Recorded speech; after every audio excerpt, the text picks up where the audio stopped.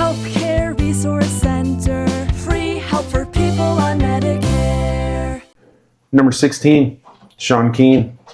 Thanks for coming on the podcast, man. Really appreciate it. Absolutely.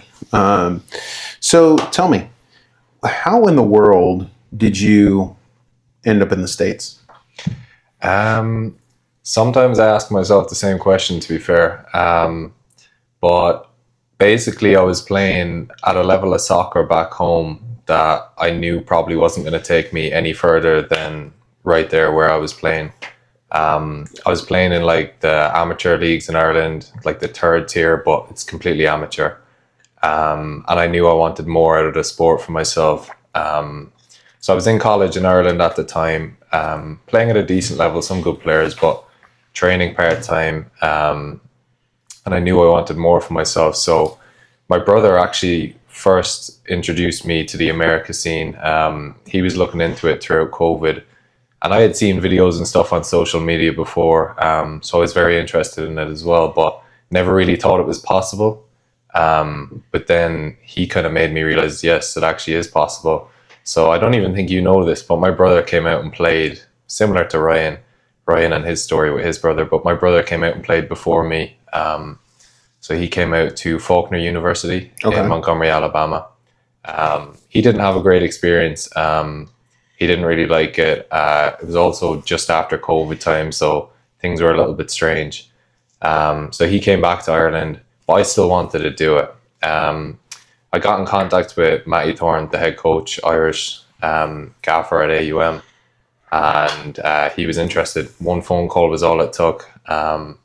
I knew it was the perfect place for me with him being Irish. I'd seen some other Irish lads were there, and my brother did say it's a good school, and he knew some people there, and he said they play good level of soccer as well, because he would have played them when he was at Faulkner. He's talking about AUM? Yeah, okay. yeah. So yeah, that's basically it. So it kind of came through my brother.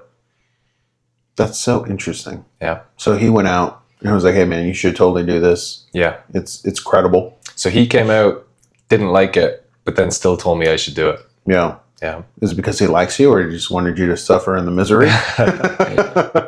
Probably a bit of both. Oh, that's funny. No. All right. And so you went from Ireland to directly into AUM? Yeah. Okay. Yeah. So I done my freshman year of college, or just back home, we just call it first year, in University College Cork, my local university. And then I transferred out for my sophomore year. Okay. And so you're going into your senior year. No, I just graduated from AUM. That's right, you did. Yeah, okay. So I'd done all 3 years there, and now I'm going into a grad year at Hofstra. Okay. Yeah, we're familiar. That's where Lori went. Yeah. So hopefully you follow a similar path. Oh, geez, if I follow that path, I'd be a happy man. When you were speaking with Ryan earlier, I heard you had Ezra and Laurie last year as you were their host parent. And you're now my host parent, so... Yeah, that's funny. Yeah, you must have given them some good luck. No, man, I mean, it's just... We have no impact on their success, right? Yeah. But, we really tried to be there for them. And, it's just one of those things where I think Dothan really attracts top-level players. Yeah, yeah. Not only to play for, but to play against. Because it's just one of those things now where the level of competition in the South Central division of USL2 has really stepped up. Montgomery had gotten better. Columbus, I don't like Columbus. That was my first game as a fan. Yeah. We traveled and I just did not like it one bit. But, they got better. SSA Swarm, I remember telling my family, we're going to beat the brakes off of these guys. Yeah. Historically, they've been really bad, and then they're not. Yeah. And so, we're able to get a high level of competitive players, and then they just carry on with the exposure that they get from the summer. Yeah. Yeah. So it's kind of thanks to the fans, they're able to get elevated and exposed, and, then they get discovered. So, exactly. All right. So what were some of or I guess my question is, because this isn't your first go around in amateur soccer. right? Like No. you played for a UPSL team last year? NPSL. NPSL. Yeah. Okay. And so what was that experience like with that NPSL? Who'd you play for? So I played 2 summers actually. Every summer I've been in the US so far. I played up in Grand Rapids in Michigan with Michigan Rangers. Okay. Similar to the AUM stories, an Irish connection up there. I played under head coach Stuart Collins, who's also from Cork in Ireland, where I'm from. A lot of other Cork lads and other Irish lads up there as well. So it was an easy connection for me to make. So went up there, played 2 summers there. Again, really successful, kind of similar to Dothan, but on the NPSL front, we won the region, made the Final Four, won our league for the first time in the club's history as well, which was very nice. But overall, like the soccer standard at Rangers itself, the club was very good, like quite similar to here actually. A lot of the boys I played with there could easily play here. But the overall standard of the league, like the NPSL, it doesn't compare to USL2. Really? We would go and play some teams. I remember we played away last year and you're going to the game. I think we won 8-0 or something. But you know you're going to win. You're traveling hours and hours on a bus. Actually, we had vans. The budget isn't quite the same. That's another thing. Okay. But you know you're going to win, where I want to push myself, especially going from D2 to Division 1. I know most of the top D1 players, they're playing USL2. There is a few dotted around NPSL and other leagues, but most of them, USL2 is the place to be. So I would say the differences between USL2 and NPSL, just overall, more teams, more competitive in USL2. And it's a lot closer to that, the pro game. That's interesting. This is the first time I've heard that like USL2 is at such a high competitive level, right? Like I remember, I suspected it with the other leagues, but to hear it from a player's perspective, that's interesting. Yeah. And you definitely do. You brought up a really good point where the budget's different. Yeah. One of the things that Lori and Ezra told me last year, because I was like, we hosted a couple of dinners for them and stuff, and I was like, well, what's the difference? What's it like in your other playing years and stuff? And I remember Lori specifically was like, they just put us in a cupboard and had us sort it out, and it's like, okay, number one, that's a fantastic, such a British figure of speech, but I think it really highlights that the quality of the program and the organization here. And so what were some deciding factors for you to come to Dothan? Exactly what we were just speaking about. So I know we get looked after very well here. Like Ricky, head coach Ricky, rang me last November sometime, maybe December time. It was around Christmas anyway. Right.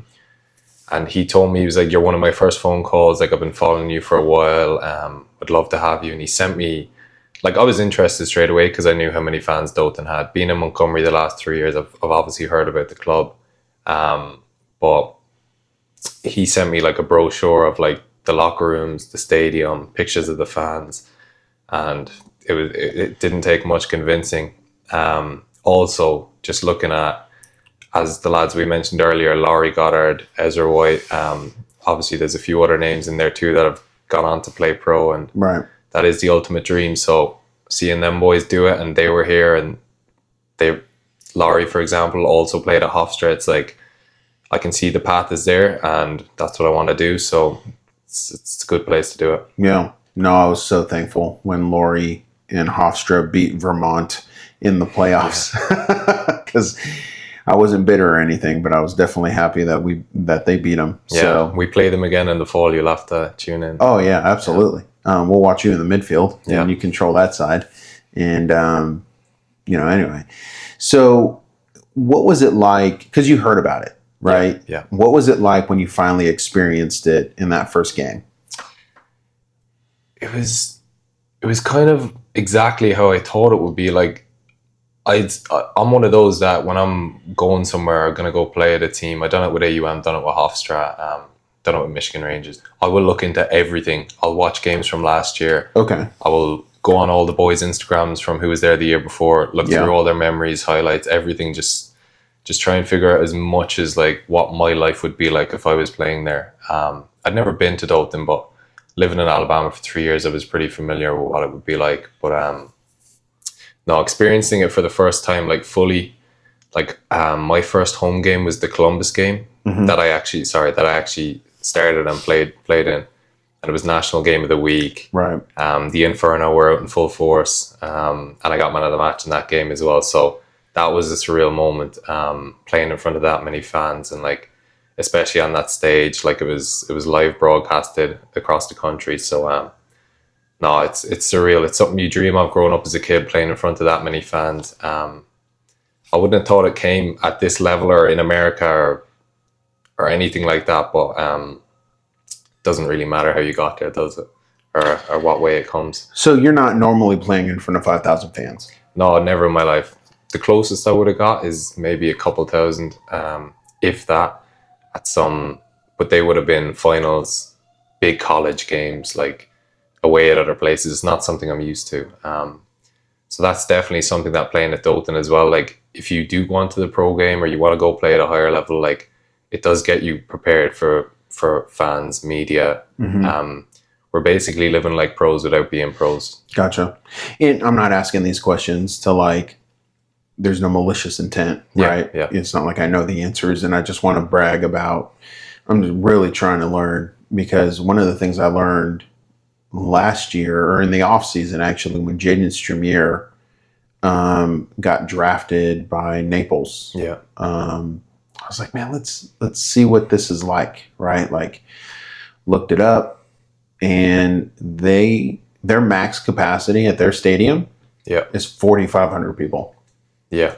And when I read that, I was like, that's insane, because we can easily house 7,000. We can easily put, or well, not easily, but like, you know, you're packed in there pretty tight, and we can get you up to 8,000 fans in the stands. If we remove the banners on the visitor side, easily 10,000 fans. And I'm just like, that is insane. That this guy is pro. Even the pro teams in Ireland, like my dream obviously would be to sign for any pro team, but a pro team in Ireland would be nice, obviously being at home. But even those, like I've been to the games, like they don't get as many fans as we do here, which is, it's actually insane to me to think about. Now there is a difference, don't get me wrong, like the Irish fans are much more involved in football culture, and they understand the game a lot more, but I mean, it doesn't change the fact that how many people are there. The fact that we can attract that many people here is like, a lot of people across the pond, like in Europe and Ireland in particular, they'd be very surprised. What do you mean that those fans are like more involved in football? Like, is it just their understanding, or what? Elaborate a little bit on that. Yeah, I would say, well, their understanding, but that's a bit of a broad term, because obviously there is people over here too that completely understand the game and love it like we do. No. Trust me, 90% of the fans in the stands, like they're here for entertainment and here to learn. Yeah. You know, it's like Mike Gay and Paul Fripp and Dave Peacock and, you know, the Inferno boys and, you know, several others, they know soccer. Yeah. But I would say like 90% of the fans think they know soccer, or they're just here for entertainment and let's just check it out. So where I would say in Ireland, like there's Ireland, for example, obviously England is another level above that. But in Ireland, for example, if you're going to the games, you're not going for entertainment. You're going because you love the team. Okay. You love the sport. Gotcha. It's a lot more hostile. You wouldn't really, you wouldn't get away with a lot of stuff we do here, like having Fuego the Dragon come out. I think the away fans would rip him to shreds. Really? But Well, but it's also because they're like closer in proximity, right? Because the away fans travel with not with the team, but to watch their team, right? Yeah. Okay, that's so interesting. So Fuego wouldn't last in Ireland. No, I don't think so. And so I remember seeing a bunch of videos and stuff about just like the hostility. Yeah. And I was so excited for it because we want to jeer the other team, right? We want to make it hostile for them. We don't want to make it confusing, but also it just kind of shows that like we love our team so much. Yeah. When we were playing up at Swarm actually a few weeks ago, Josh Hallenberger and myself, to be fair, I'm not going to single him out.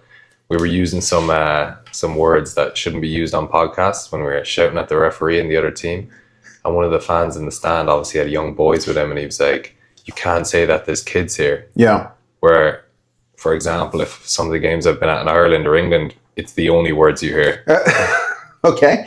Yeah. And the kids are the ones saying it. That's funny because I remember seeing, I think it was either Scotland or Ireland. I think it was Ireland. There's a kid like 2, maybe 3 years old. And I'm sure he didn't mean to do it, but you put it in the context, or you take it out of context, and he's like throwing the middle finger up and yelling. Yeah. Now, I've had toddlers before, and that's something that just happens. They're not really making that gesture with any intent. But just seeing that, I was like, wow, they're pretty passionate about soccer there. So you had mentioned talking to the referee. Yeah. I always want to know because I'm up in the PA box and obviously I can't hear what you guys are saying too much, but I can actually hear pretty well in some circumstances. But when you're talking to the referee, what is it that you guys are talking to the referee about? Because I've never had a referee make a call, talk to a player and be like, you know what, you're right, I'm going to reverse the call. Yeah. So I know it's not that. Yeah. I mean, I'm probably not the best person to speak to. I lose my head a lot with the referees, which I shouldn't do, but it is tough. Part of it is a lot of the time I'm talking to them, I'm trying to kind of like make friends with them a little bit, get them to understand where I'm coming from. Okay. So maybe next time they're making a decision, they're like, okay, he's you're trying to get on side a little bit. It's a game. But then sometimes as well, if they call for the other team or there's a bad decision, you're screaming at them but you're putting pressure on him because you're like, okay, if he thinks he's messed this one up, he'll owe us one. He'll get us the next one. Gotcha. So part of it is like you're trying to be their friend, and then part of it is like, no, keep the pressure on, because if no one ever gave out to the referee, he would just keep calling for the other team. There'd be no implication of that. Gotcha. From us, where if we give him a bit of abuse when he makes a wrong call, he'll think twice about making it the next time.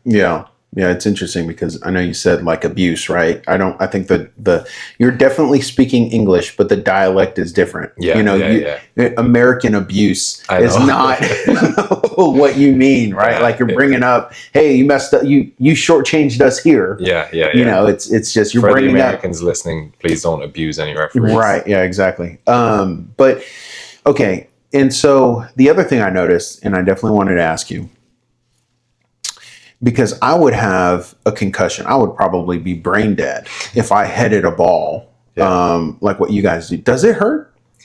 Not really. If you do it right, it doesn't hurt. If you hit it on the very top, like the back of your head, it can kill for a little bit, but it's all right once you get the technique. All right. Gotcha. So you're not seeing sounds and hearing colors? Not most, unless someone smacks it off. Like if someone's shooting and you maybe have to jump in the way, then maybe. But I love it. That's interesting. Okay, and so what has your experience been like? And I know we've talked about a lot of experiences in you playing for Dothan United. But let's say you're talking to somebody else, right? You're talking to one of your college mates or someone who's considering. Like, what would you tell them about playing for Dothan? Well, I would tell them go. I've already tried to get a couple of my friends here with me, and I think I'm doing a good job at selling it, but I would just same to what everyone has said already, and what's going to keep being said is the fan base here is just like something you won't get pretty much anywhere else at this level of soccer. Not just in terms of game days. Like game days are obviously class. You hear the chants with the Inferno boys, you hear the drum. You look up, you see that many people there, but it's everything else outside of that. Like I'm here now with you. You're my host parent this summer, and it's a connection I'll have forever. Last night I was with Ryan's host family and their friends, and that's connections I'll have forever. So the main thing I would say about Dothan is just it's always about the people. If it wasn't for the people here, it would be a very, very different story, because it's not like Dothan is a glamorous city or anything like that. And it's quite a small place, especially for lads our age who are in college and stuff. But the host families make it, like, I was going to say bearable, but that's the wrong word. More than bearable. There's welcoming. It's a lot of fun. There's that dialect for you. Yeah.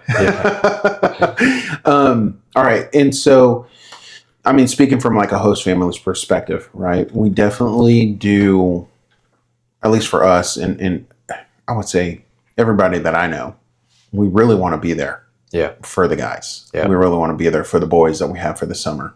I still reach out to Lori and Ezra. I still, try to stay connected with them. Yeah. And one of the things that I see is like, you guys are still young. Yeah. You're still new to this adulthood. And for me, I'm the youngest in the family. I always enjoyed being like an older brother type figure. Yeah. Love being a dad. But, the opportunity to be able to talk to you young guys and just be like, hey, here's something to consider. Yeah. Or here's something to avoid. Definitely, I don't know. It's very rewarding.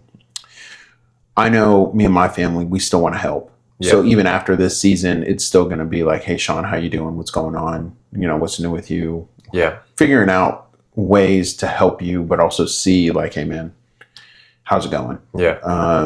I was talking to Ezra a couple of weeks ago, actually, and he had mentioned some things just about like getting adjusted in the pro life. And I was like, Rick, I was so disappointed in myself. I was like, you should have reached out more because, he could have really used you. Yeah.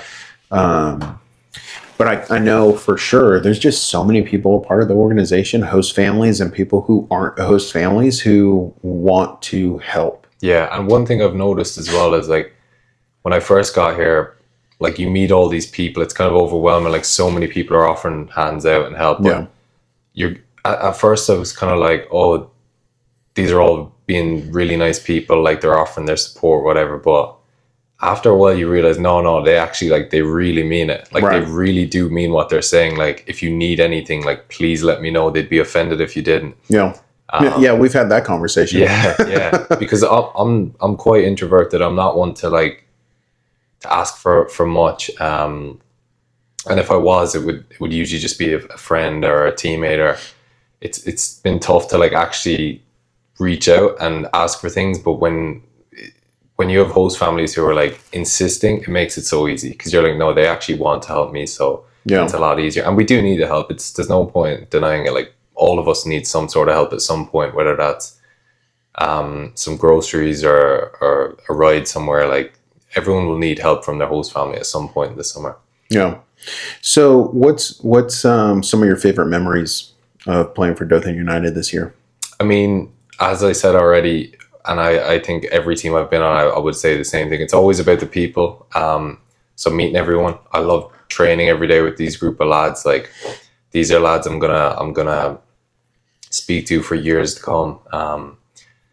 Like I remember, for example, Ryan, who's also in the room with us, came over to my house one of the first weeks I was here, when there was like not many people here yet, and we just sat, and after one night of speaking with him, I knew his life story. I knew stuff his girlfriend probably doesn't know, and vice versa. Same thing with me and him. We just found out everything about each other. When you're training with people every single day and you're pushing yourselves and you're all trying to go towards the same goal, then you get very close very quick. And we're all away from our families, so we are like family to each other, which is nice. That's and then beautiful. In terms of football, I would say that same thing, probably that Columbus game, because I hadn't started the first game, which I was disappointed with. I played the next game, which was but we were away from home, so coming back home, starting and playing a full game, getting man of the match, I was kind of like, right, I've earned my spot now. I've done what I came to do. Or at least I've started that. We're not done with that yet, but at least I started it. It's so interesting because you mentioned man of the match. One of the things that I've noticed that Ricky is doing with man of the match tells me that his soccer style is very different from what we're used to in the past. Yeah. It's Jacob Larson. It's been Devin. It's been people who aren't strikers. No, not glamorous players. Right. It's like, yes, you got us points on the board. That's great. That's fantastic. You can have a hat trick. But man of the match is going to go to a midfielder because they did their job very well and controlled the middle or executed the plan or whatever the case is. So, I've definitely learned a lot with Coach Ricky being our head coach and watching how he's doing things from my bird's nest. Okay, so what are some things that you want people to know about you? For the Dothan people listening, I would say I'm very introverted. I'm probably I had a guy come up to me today at the press conference and ask how I knew. I was one of the first players here. I've played every game and I've actually signed his shirt before. So that was funny. But no, I'm introverted, but don't be afraid to come talk to me. Like I'm very happy to speak. I wouldn't be doing a podcast if I wasn't. But very happy to speak to people, meet new people. And after a little while, you get to know me. And, you know, I'm not as scary as you might think.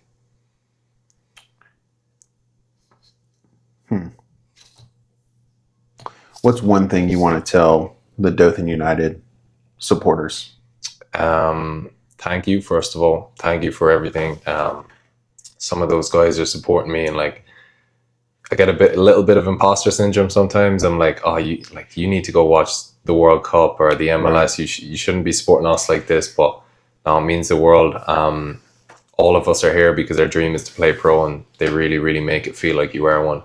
And a few of us probably will be soon. But they're like getting us adjusted to that before it's even happened, and I'll always be grateful for that. I mean, sorry. No, you ain't got to apologize. I mean, I think it's one of those things where Dothan has been ripe for the picking. They've been, wanting to root and support players, a team, an organization like this, and you guys get to benefit from it. Yeah, it's like we're playing. It doesn't matter what sport we're playing. We're playing for their city, so we're representing them, their family, their friends, and you can feel it when we're playing.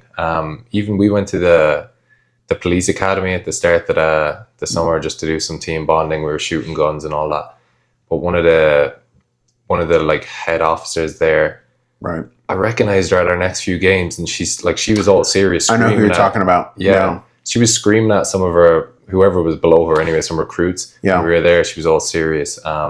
See her in the stand 2 days later, flag wrapped around her. Yeah. She's like standing up, screaming. Yeah. Screaming on the pitch, and it was just nice to see that she probably feels we're representing her and her city. Yeah, it's interesting because her son plays Dothan Rec, and she was a coach for like. It's interesting because Dothan Leisure Services, like you get to a certain age where it's just co-ed, and so my daughter, she's a goalie. My son played, and I think this was last year or the year before. I recognized her from photos and her being in the stands, and I'm like, okay. And I find out she's a police officer and she's coaching. She was coaching with Paul Fripp, actually. Oh, yeah. And anyway, it was just so interesting because she is not that way for her son. You know what I mean? Like the rec league, she's well behaved. She's coaching. She was strategic. Yeah. But like, there are some times I look out down to the fans and I'll see her like just giving it, just rooting for you guys. So it's so funny to see the dynamic. I know exactly what you're talking about. That's so interesting. But Sean Keane, thanks for coming on, man. Thank you. I appreciate you, bud. Yeah, appreciate it. Dude, 28 minutes.